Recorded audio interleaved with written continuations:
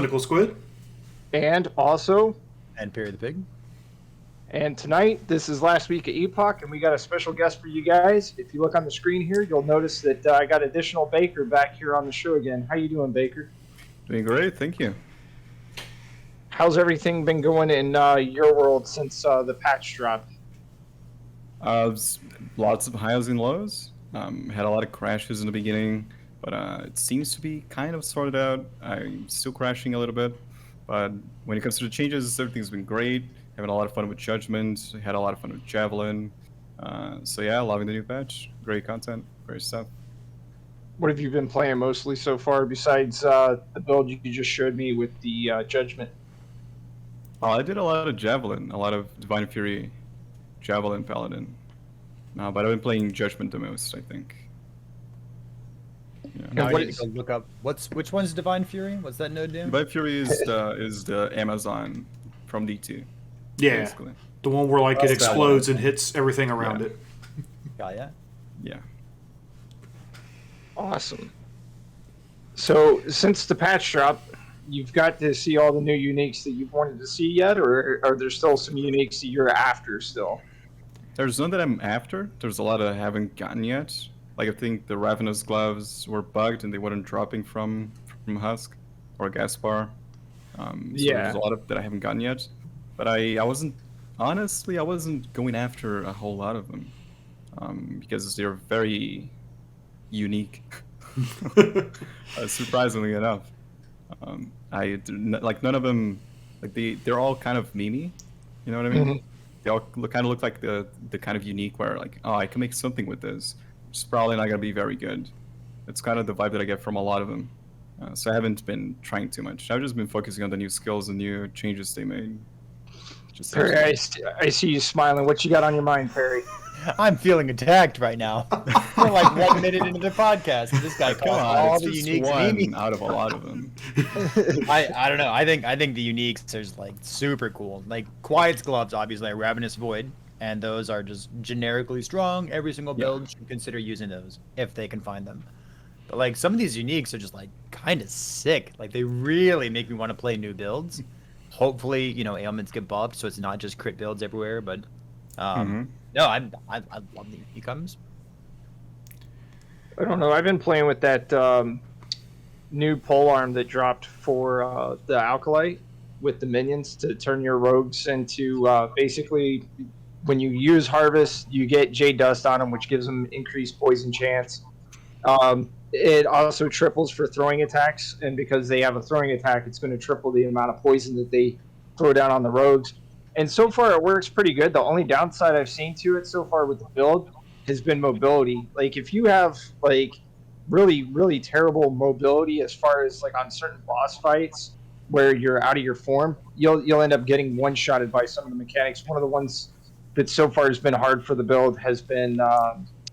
oh gosh, what's the name of the undead dragon? The Riding Horde. That guy. Yeah. You know exactly which one I'm talking about if you play the game. But for those of you that are tuning in and don't play the game, it's the level 85 monolith boss at the end that's been kind of waxing my butt. But so far the build works great. It seems like it puts out a good amount of damage. I've been enjoying it. What about you, Cynical? So I've only seen one new unique, and it's the polearm that you were just talking about. The game hates me and refuses to let any of the other uniques drop for me, so I've just been playing Javelin a bunch. Nice. So we'll eventually get to a point where it'll start dropping some of the new uniques, and I can see some other stuff. My only beef so far right now is with the crafting system. I swear it gets worse for me every time a patch comes out. I had a 93 fail on stream today, and then an 89 failed right after it, and I was just like, all right, well, guess we're not crafting anymore today, chat. That's fine. Holy crap. I would love to see a screenshot or like a GIF of somebody failing a 99%. That's the like a road to El Dorado. Like that's Holy Grail. That's the word I'm looking for. That's the Holy Grail right there. Look, give me a couple more streams. At the rate that my percent is climbing, I might get there. It's weird to hear you say that your like unique items aren't dropping very often. I've had the exact opposite experience. So I started out the patch in like hardcore solo and then died immediately a bunch of times. But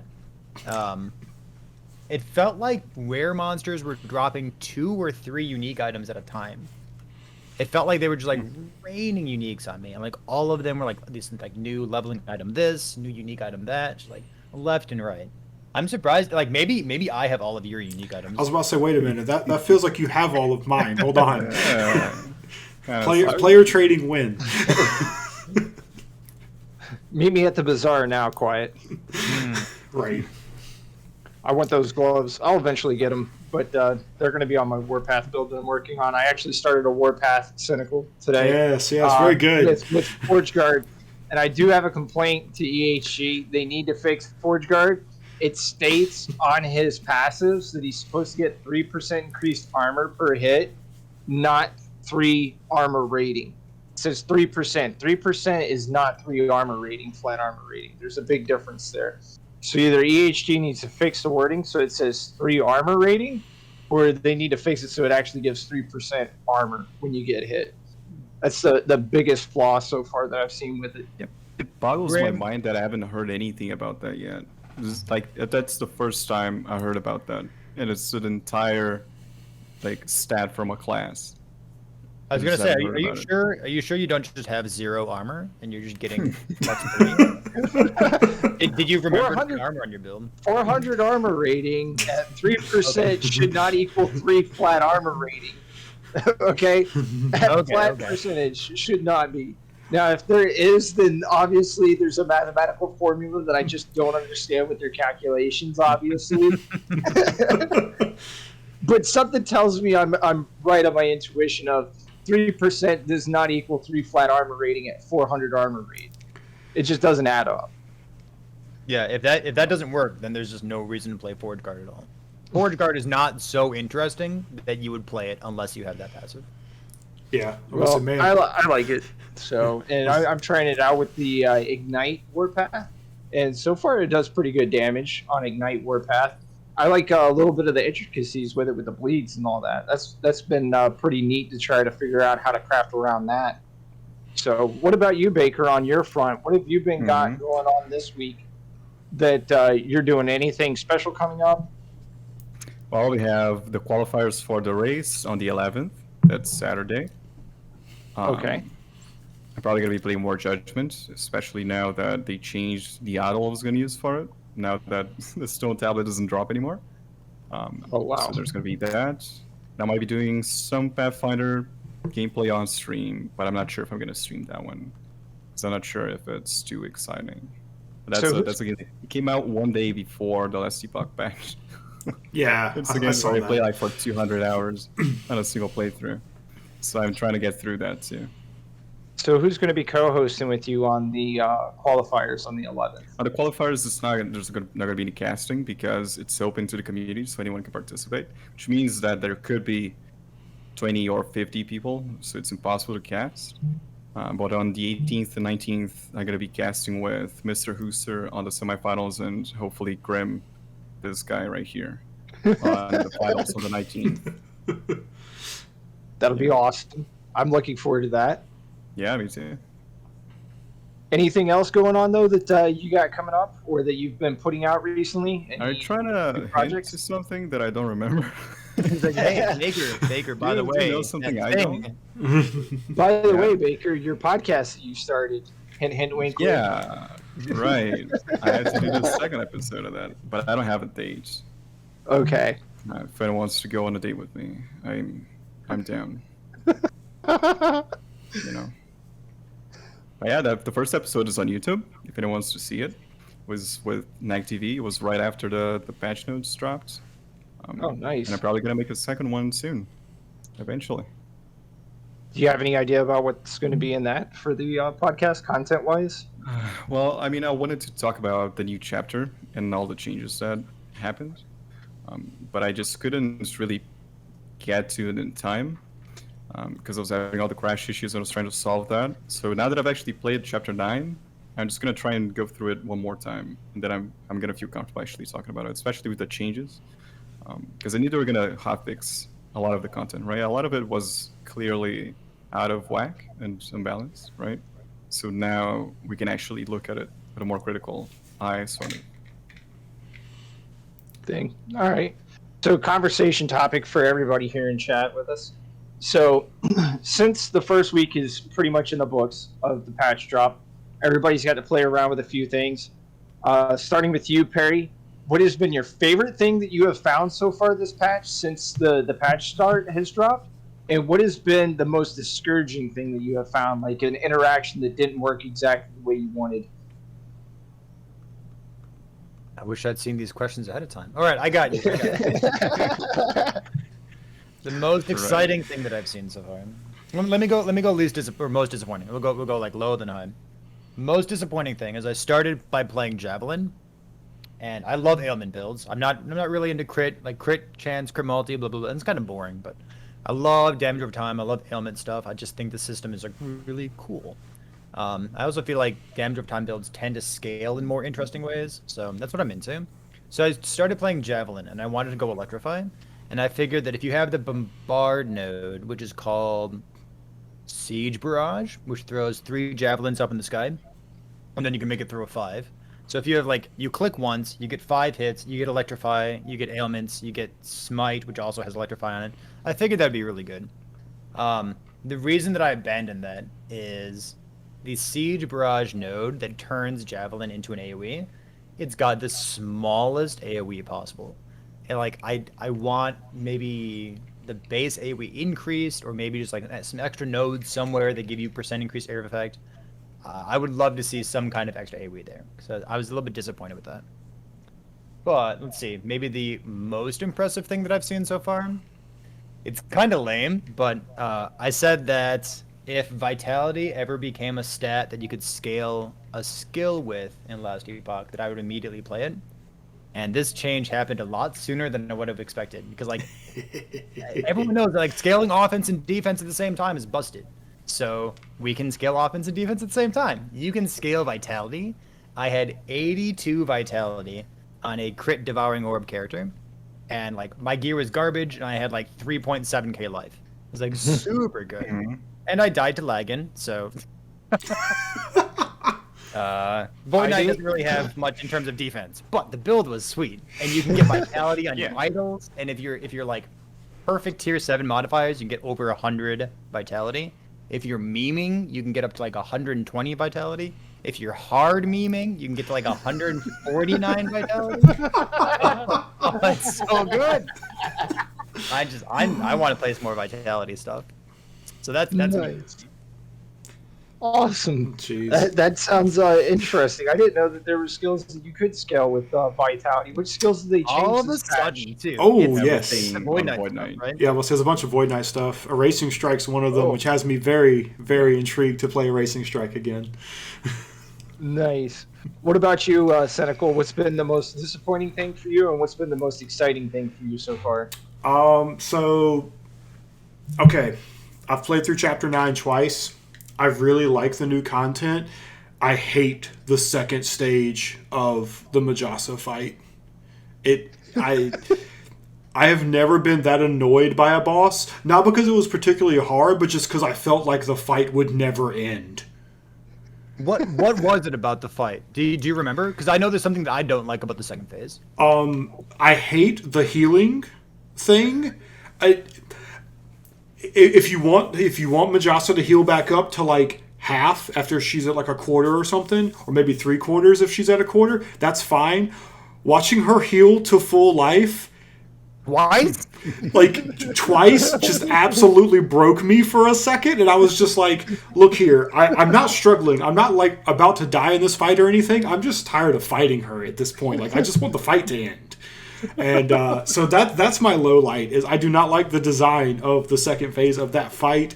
My high end, man, other than Necro, because Necro's everybody's favorite class from Diablo 2. My favorite character to play in Diablo 2 is Javazan, and I can now play Javazan in Last Epoch. So that's my highlight, is I can play Javelin now, and I don't care if it's good or not. I'm going to play it. Nice. What about you, Mr. Baker? What's been the best? I'm gonna be a very controversial person and say the exact opposite. of what Cynical just said. That's I fine. was most excited and impressed with Chapter 9 because it looked, when I went through it, it felt like like a place that I wanted to be in, like in a game. Like I wanted to explore the zones. I wanted to read what the characters were saying. I was excited about what area was going to be next. It was always really exciting and immersive. I'm impressed with the design of it. Of course, it's just a shame that I couldn't stay around too much because I would die if I did so. So I had to just run as fast as I could past everything, right? But they're fixing that. That's just a matter of numbers, right? But the overall design, I think, is great. The boss fight is amazing. I loved it. I killed it on my Soul Self on Hardcore Javelin character. So I don't think it's too out of, like, unreasonably difficult. And it's actually got interesting mechanics to it. It's not just, an obnoxious fight, I don't think. I like the design. And the most disappointing thing probably has to be the new Sentinel skills. Because they kind of follow the same trend as with the unique items. Like everything on the Spectres sounds like a meme. Like it feels like they're trying really hard to be creative, which is good, but they're going a bit overboard and not having enough numbers on it. Like with the Javelin, for example, you get modifiers for enemies who pierce and for distance. And then if you go on the dummy, the numbers don't actually add up to what's on the tree unless you're like 2 screens away. And you can't even see the numbers. And piercing doesn't affect bosses because it's the first target you're gonna pierce anyways. And everything kind of follows that same logic, and that's kind of disappointing because it means they're not gonna perform too well unless you find some broken interaction with some other skill. So that was kind of disappointing. But the chapters were great. The chapter 9 changes in content. Well, I'll definitely agree. Chapter 9 was absolutely awesome. I think I racked up a total of about 40 to 50 deaths in that zone alone on my first playthrough. Mm-hmm. Nice. Literally getting one-shotted by certain bombs because I would look at my death screen and I would look and see the damage types and be like, okay, physical and poison, okay, physical and fire, physical and lightning. They all had physical and something else every single time that I died. It was always 2 stats. And it never failed. One of my stats was low at the time. So it made me realize that that section, I don't think it's overtuned. I don't think they need to nerf it as quickly as they did in that area because they did nerf it with the patch today. I think what they should have done is given a couple of weeks for the patch to play out to let people figure things out on their own instead of just allowing the first few people that cry about something's difficulty come crying and nerfing it. I don't like how fast EHG is nerfing things whenever people cry about it. I'd rather let the player base have a couple weeks to try to solve it on their own. And then if it's to a point, like, there were things in World of Warcraft, like, I hate to bring up another game, but there were certain boss fights in World of Warcraft that were just damn near impossible. Like, we'd even sit there and, like, calculated out all of our DPS for the whole entire guild as far as what placement of DPS we would need to be able to down a certain boss. There were some fights that did need to be nerfed in that. But this game, so far, everything they've put out doesn't need a nerf.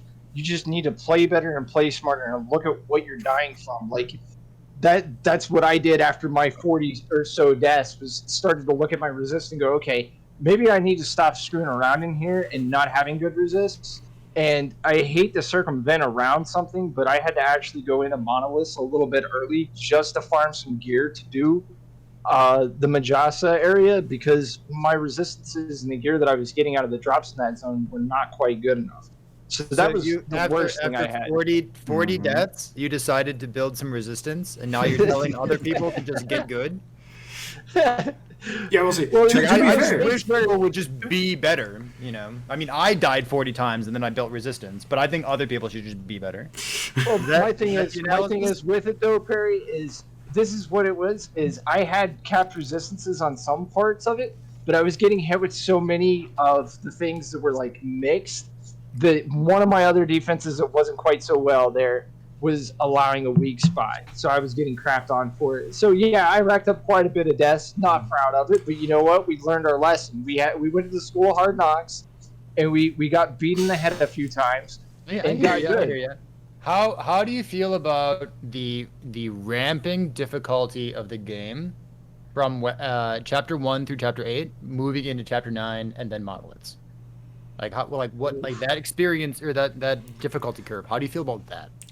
That difficulty curve is, I think it scales, like it's supposed to. It goes up like it should, but then at chapter 9, it seems like it, at least before the nerf, because I haven't played since they've nerfed the chapter, but beforehand, it felt like that chapter, it just scooted up real quick, because instead of you needing to have 20 of a resistance here, you needed almost at least 50 plus of every single resistance to get through that area safely.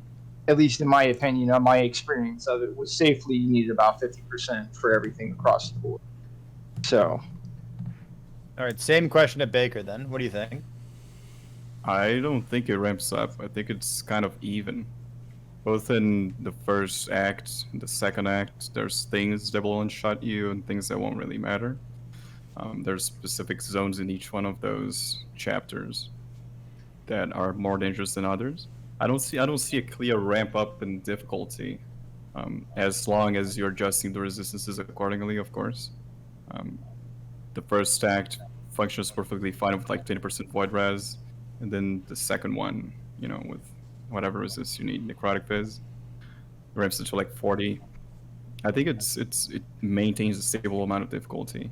I don't see a ramp up. It ramps up on chapter 9, now that it's out. But I think now that they nerfed it, as long as they have poison res now, it's probably going to be on par with the other ones. All right, Squid, you're up. So I'll be the dissenting opinion here then. Chapter 9 is way more difficult than the first monolith by a lot. Previously, before patch. I have not played since patch today where they've nerfed some of this stuff. None of us have played patch or chapter 9 in the past hour, have we? No. Okay, so none of us have. Okay, clear. Yeah. To be clear here, I have not played since they've nerfed Very this stuff. recently. Yeah. Hold on a sec, guys. I'm logging in. Yeah. So I feel like chapter 9 is way more difficult than the first and arguably probably the second timeline as well in the monos, because I did both of those today on stream and didn't really upgrade my gear that much from finishing chapter 9, and I was waltzing through those with no issue, whereas in chapter 9 I think we've all experienced these. I'm getting dash 2 by a rogue that's just haha idiot, get killed. I had Ember Mages one-shotting me basically, and even though I'm at 67% fire resist, the Ember Mage was that's cute, nice 67%, too bad it's not 75, get killed. So I'll be the dissenting opinion there. I don't know if the changes will make it feel more like a natural progression, but I definitely felt there's a gap in between 8 and 9 that the monos sit in, and then 9 was harder than the monoliths themselves, the early ones. I think it adds up because I actually went to do half a monolith before chapter 9, and then it felt fine. That's why I said that there's chapter 9 actually ramps up a little bit. He went for the monolith. But I mean, it's hardcore, man. That's fair. I'm with you. That's fair. I've been thinking about this question myself. Should chapter 8 be harder? Should chapter 7 monsters deal more damage? Should the lightning damage crank up faster in Act 8? I don't know. But a complaint that I've heard really often is so first of all, I love chapter 9. I think chapter 9 is stupendous. Oh, and absolutely. Baker, I totally agree with you on the lore and wanting to be there and wanting to investigate and read stuff and the fact that you can choose different dialogue options just to see how this person's agent died, it's phenomenal, right? I think the monsters hit too hard. I don't think it's a good curve in terms of what the game's expecting you to do. But my point here is I've heard these monsters are hugely dangerous as soon as you get into empowered monoliths. Once you hit these monsters an arena or something in empowered monolith, it's these monster types are much more dangerous than anything else. So consistency. If we could have more consistency and maybe bring everything up a little bit, or maybe bring those monsters down a little bit, or just I like the idea that you see this monster and you know why it's dangerous, and you see this other monster and you know It's like this is the attack pattern that it has. It's going to shred my armor. This is why it's dangerous. I like that monster recognition bit, but the current monster's like way out of line. So hopefully this patch that just happened an hour ago is like going to taper that off a little bit. Yeah. No, I don't know. What do you think? I'll let you guys know in about an hour and a half after the podcast is over, because I'll be in chapter 9 by that point on my warpath. Nice. So I don't know. I would appreciate chapters just progressing in terms of how complex it is instead of actual difficulty of encounters. Because there's a certain intended level of difficulty for content, right? And that's how monoliths are balanced. They expect it to be this strong, and they want it to be this hard to do the content in general, right? I think it's fine for the campaigns to be balanced the same way, but they do have to push you to learn the game and get better at it. So making it more complex, which is what they're doing with Chapter 9. A lot of the damage that the mobs do is mixed, between different kinds of damage, which means you can't just get some poison res and blast through Chapter 9. You have to actually get a whole character together to go through it, and it's currently the last chapter. There's 4. That's one thing that we have to keep in mind. There's 4 more chapters to come. If you keep ramping up the difficulty, by the time we get to 13, things are going to get complicated. Are there 12 or 13? No, I thought there were 12. Mike mentioned there being 13. Sick. Unless I'm that's so sorely cool. mistaken. I'm here for this. I believe chapter 10 is supposed to come out on 1.0, and then the others are supposed to be updates After launch, later yeah. on. Yeah, after launch. So and at 1.0, I believe we're supposed to have multiplayer, and we're also supposed to get isn't Falconer and Warlock supposed to come out at the same time too? Well, multiplayer should be 0.9. 0.9. Okay. Yeah. And that's when we'll get, I believe, Rune Masters next, along with Warlock. Should be in the next patch by the end of the I year. don't know if the classes are going to come out before 1.0. Not sure. I hope so. I'm it's ready been for the Warlock. Yeah. I'm waiting for that class. So I don't know about you guys, but I've been waiting for the Warlock now since they've me too. announced it. So Yeah, me too. The other 2 are kind of up in the air what they're going to be. But the Warlock you can kind of expect. And Before we I'm get expecting too far. fun. Before we get too far away, Baker, I wanna Mhm. ask you about something you just said there. You said that Okay. you wanted more complexity in the game, and not just like monsters that hit harder, or like monsters that have poison. You feel poison res done. Wait, yeah. What's an example of complexity that's in the game right now? That's like the kind of stuff you're talking about. What do you want more of in the game? Well, I meant in terms of how the chapters progress in the story, because you're asking about the difficulty curve, right? Like chapter 1, it's this hard. Chapter 9 is this hard, right? What I meant is I want the complexity of how you're supposed to build your characters go up as chapters change. Like in chapter 1, you get some void res, they're good. Then you get a little bit more resist, and now you suddenly have to get some HP because just res isn't enough. Get some crit avoidance, get some dodge, some armor, so on and so forth. And then with monoliths, it changes in terms of what kind of content you can complete. So if you have crit avoidance, you can do crit echoes. If you have, cleanse, you can do chill and slow, and so on and so forth. That's a kind of like, in terms of how you build your character. The more whole it is, the more content you can do, and they should require more things as you evolve through the game. I do wanna mention that as well. I think my first playthrough of Chapter 9 was smoother than other people's was. I got a cleanse belt really early on. Cleanse belts are insane for Chapter 9. There's armor shred, there's poison, there's bleeds, there's like ignites. It's really helpful. And now that it's even on the loot filter, you can search for it too. So there used to be like a little like gimmick of like hidden stuff that you could search for, but now that it works correctly, like I would say like everyone should have a cleanse belt by Chapter 9. nice. Mhm. Good advice. Something I didn't have, a cleanse belt. That might have saved Me me a neither. couple of times. Armor shred is spooky when you have 0 armor. Yeah. So, Baker, going back to content and stuff that you're getting ready to be putting out, and you just started doing a podcast recently. You said you had your first guest, Neg TV. What kind of content can people expect to find on your podcast whenever you go live? What kind of things will you be talking about most of the time? Will it be something similar like this, like an informal conversation, or will you be just going over patch notes? What kind of content should we expect? Well, I want the podcast to be something like I was talking to you earlier, right? I want the podcast to be something that people can just be like, okay, I'm gonna go to this place. It's gonna be a 1-hour drive. I'm gonna put this podcast in the background, right? But it's supposed to be relevant to people who play Last Epoch. So I wanna both be able to just have a chat with whoever the guest happens to be, whatever they're excited about, whatever they're up to, whatever games are coming out, whatever things are happening on the internet, right? And a little bit about Last Epoch. So I want it to be, I don't want to have like a whole hour of just Last Epoch, because that works perfectly well for patch days. But, eventually you run out of new uniques to talk about and stuff like that. So I just want it to be somewhat entertaining, that people are willing to just listen to it just for fun. You know what I mean? Yeah. So it's sort of kind of content that I want to get on it. Yeah. Wait, we should do that. What if we were fun? No. Let me go back a little bit.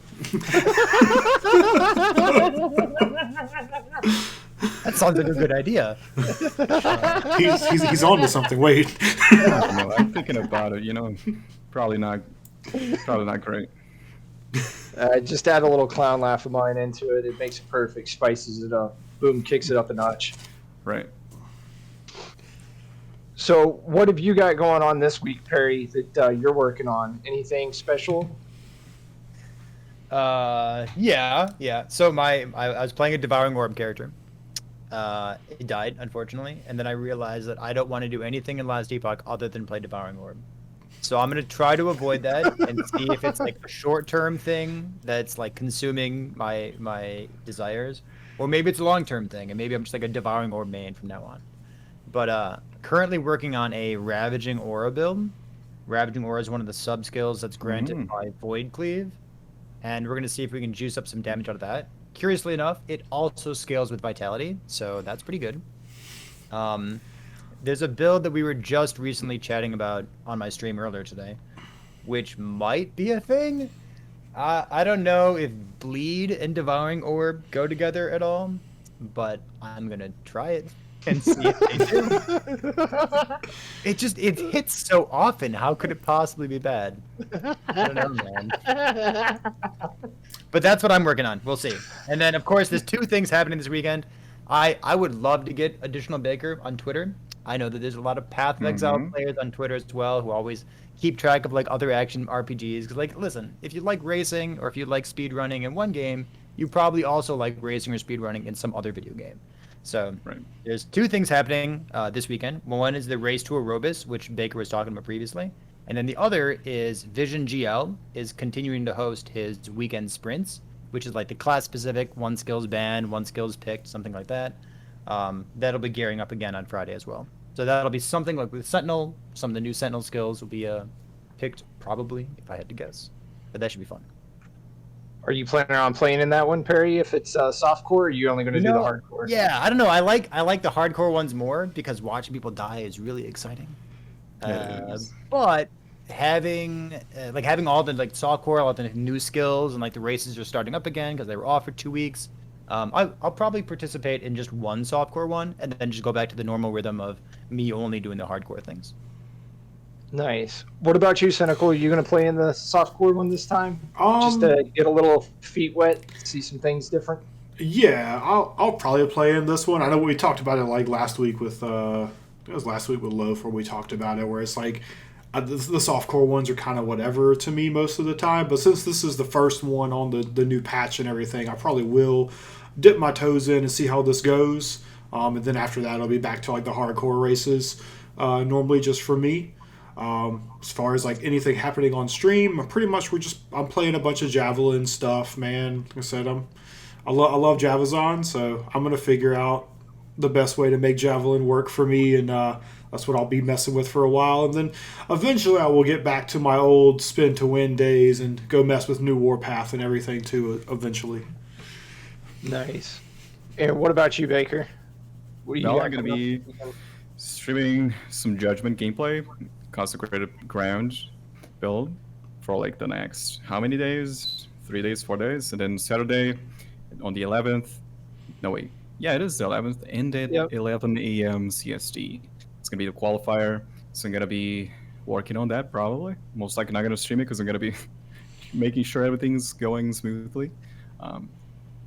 Just in case anyone wants to know, you can sign up on the Discord.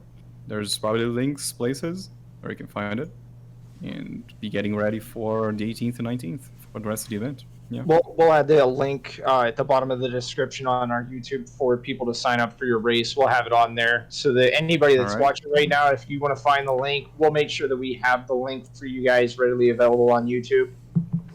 So we'll take care of that for you. Make sure that gets it out there. The other thing is too is I seen you posted on Reddit about the shade race. Did you make a new post about the shade race coming up again, the qualifiers? I've made a recent one after the previous one was rescheduled. Okay. So there's a current one, but I haven't posted since now.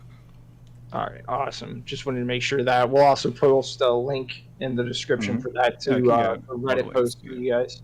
Yeah, we'll do all that. Add that in there on the YouTube. That way, it helps you out. But so next conversation starter for you guys that I want to ask the whole entire group is: so far, everybody's got to play through Chapter 9 and got into the monoliths. Now, the monoliths have a little bit of a higher level.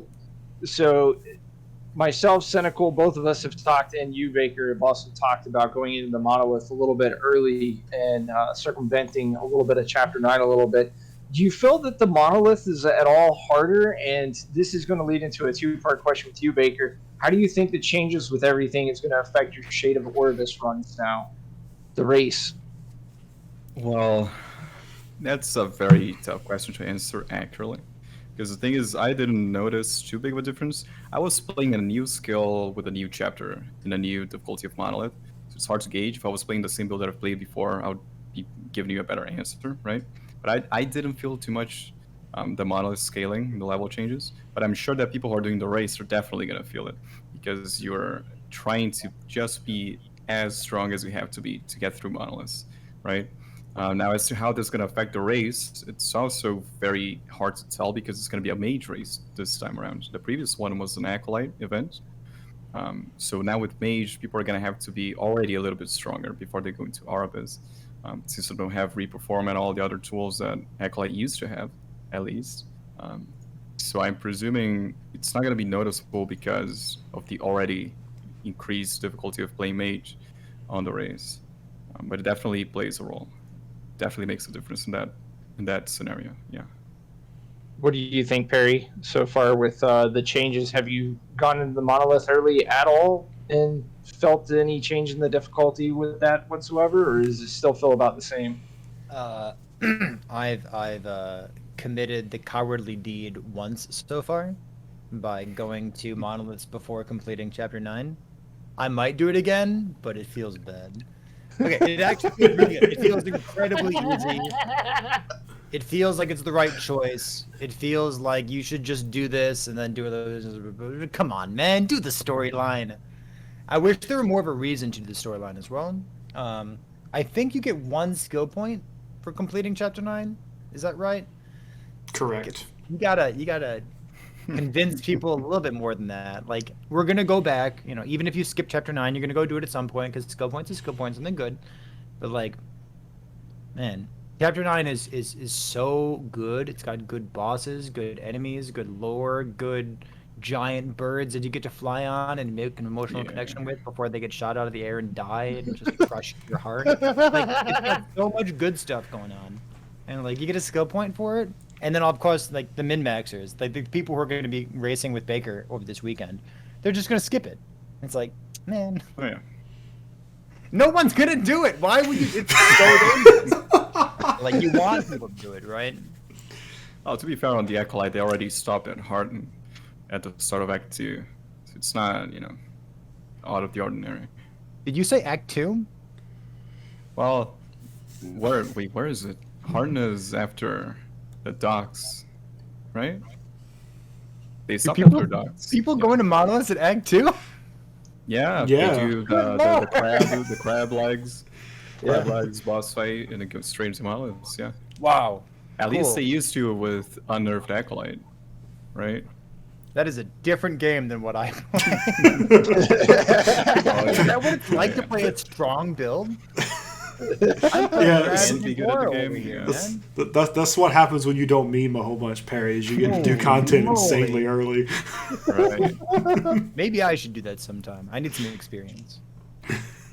It's fun. It's actually fun to do, yeah.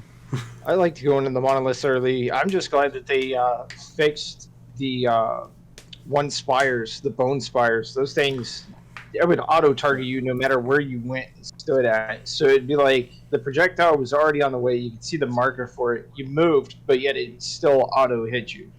So it was very annoying. So I'm glad they nerfed that a little bit. That was the only thing that I really seen as a threat going into the monoliths early, because like I would go into the monolith at like level 25, 26, and would just level all the way up to like level 55, do the whole entire first monolith, get up to level 55, turn around and go back and finish the story campaign. Would just be absolutely way overpowered for it, overgeared for it. It was a lot of fun doing it like that, and that's why I asked the question about how do you think these changes with the 3 level differences going to be, because I've noticed that it was actually a little bit more difficult this time going into level 25. I couldn't just run right through the monolith like I wanted to. I actually had to take and be careful of what modifier I was taking on a low level character, make sure I planned out the route perfectly, and avoided bad mods for the early game. And at least on my character, that's how it felt. I don't know if maybe my character wasn't as strong as some of the other builds out there or what have you. But that was with the Poison Lich build, and it didn't really come online until we got the item anyways, but that's enough about that. Last conversation started I wanted to get to tonight with you guys was whenever you guys are planning out your builds now for this week, I wanted to know what preparation each of you guys did to plan out things. Like, I know for myself, I read a little bit of the patch notes and looked to see if there was anything that was interesting that stood out.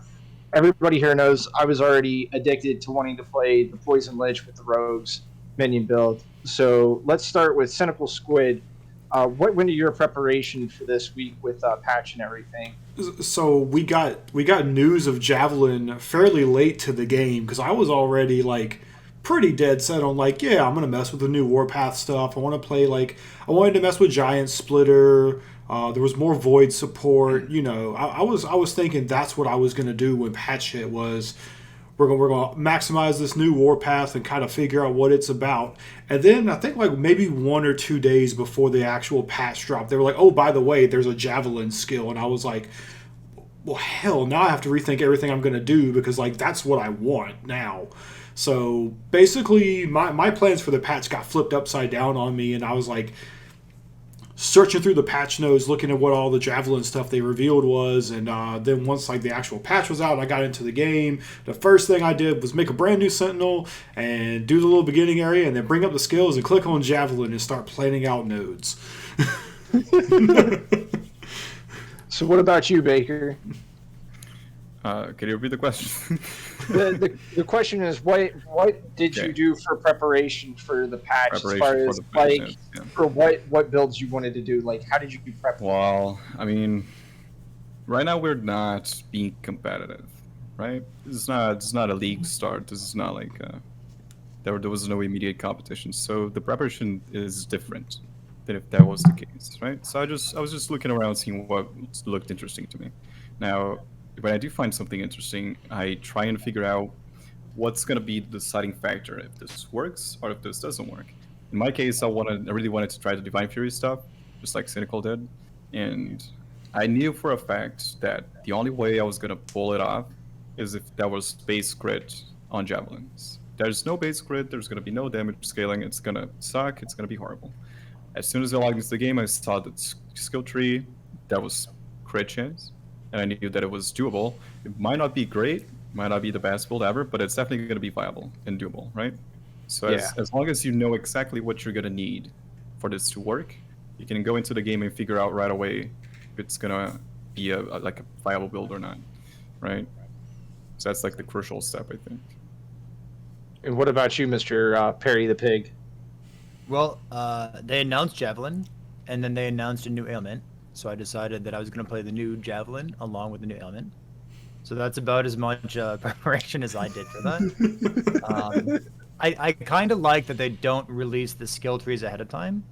I like not having perfect information.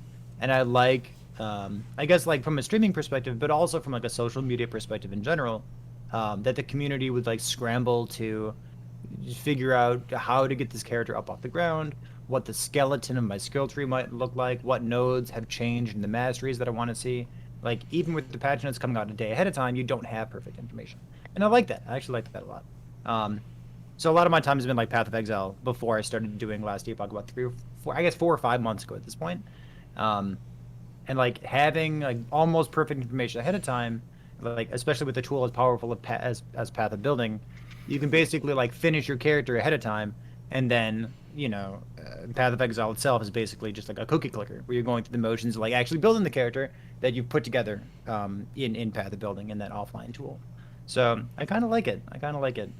I will say, in regards to putting together a character ahead of time, I kind of want to segue to a new topic and see if any of you have poked around with this, because this showed up on Reddit earlier today, and it's a new piece of lastepochtools.com.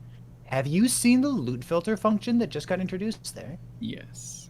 You have you used it? I haven't used it. I guess in case anybody does not know about this, so lastepochtools.com, Dammit runs it. There's two parts, there's like the database and like the build planner part. In the planner, you can build out your entire character. You can put idols in, put prefixes and suffixes on the right piece of helmet, gear, whatever, and have your just the whole character is built out. There's a new button that they just introduced. I guess the damage is put there, that exports a loot filter for you that has like a whole leveling section with like leveling gear, resistances, void res, and early in the game and whatnot, tailor-made for your character based on the affixes you're looking for. Holy crap! My head just went like this. What? I just went like this as you said it. I've started using it. I've been using it for like maybe 3 hours earlier today. It's not perfect, right? Like my character is a void cleave character, and I'm using a two-handed sword, but like I'm not scaling melee damage. So like it doesn't know that, right? Like it just kind of like it sees that you're holding a sword, and it assumes that you're doing melee damage, right? Like there's a couple places where it misses, but so far, and like leveling through the storyline, I'm like level 40 right now. It's better than I thought it was gonna be. It's pretty impressive. I would recommend it to a new player. Wait a minute, does this thing, is it an export for the in-game loot filter system? It exports an XML, and then you just import that in Last Epoch. And it bases the inputs off of what you've put into the character builder. We are getting some community tools in this video game, and they're Bruh. getting better and better and better. Bruh. Yeah. My head is They're not bad. Holy crap, that's it's so exploding good. right now. Because I'm sitting here thinking to myself, I'm like, wait a minute, you mean to tell me I can take and go on there now, I can plan out my whole entire build, put every single perfect piece that I want in, and then it'll actually let me hit an export button to put that in as a filter to find exactly what I'm looking for? It'll highlight different things. Like it'll highlight some stuff as blue if it only has 2 modifiers of some 5. Or if it has 3 modifiers of some 8, it'll highlight a different color. So like you would have to get used to the loot filter, right? And like maybe you want to customize it. Maybe if you're like me and like you always want, I guess there's a mage tournament coming up for Baker. So like if you always want like the +1 flame ward charge, and it doesn't matter what else is on that, maybe you add an additional rule so that you always pick that up and you always shatter it. So like maybe you want to do some extra stuff on top of it. But like as a baseline, it's better than I thought it was going to be for something that's programmatically created. Nice. We're actually going to have Dammit's Patreon attached to the YouTube this week too, because Quiet for Me has asked us to take and give a little bit more notice for that gentleman that's been making that tool. So we are going to have Dammit's Patreon attached on the YouTube version of this podcast this week. So if you guys want to show some love to Dammit and show some support for the tools he's creating for the community, we will have a link to his Patreon on our YouTube this week, so that you guys can do that. And just so everybody knows, we are also now on Spotify as well, which because of the way that it's set up with Spotify, it actually goes to multiple platforms. So it's not just Spotify. I think it's like Google Podcasts as well, Radio FM or something like that. There's quite a few that it automatically puts the podcast onto for you. So we're also across on that. Do you have any final questions you want to ask Cynical for our guest Baker? Not that I can think of. Perry, any last words for you, sir? What's it going to take to get you on Twitter? For them to actually send the confirmation to my phone. Because I'm signing up. And I'm guessing tomorrow morning there's going to be like 12 messages on my phone with different confirmation codes. So yeah. Like if I tweet about the race, I gotta at somebody, right? course. Add additional I'm on it. for bacon. I'm working on it. Perfect. Okay, good. Awesome. All right. Well, I think that's about going to wrap us up for the night. From all of us here at Last Week of Epoch, I'd like to thank Baker for being our guest again. This is the second time we've had him on the podcast. It's been awesome. And this is the first time that we've had Perrythepig on with additional Baker, though. So that is a first on this one. So, yeah, big time. Big leagues now, boys. So from all of us here, thank you so much for tuning in, and we'll catch you guys in the next one.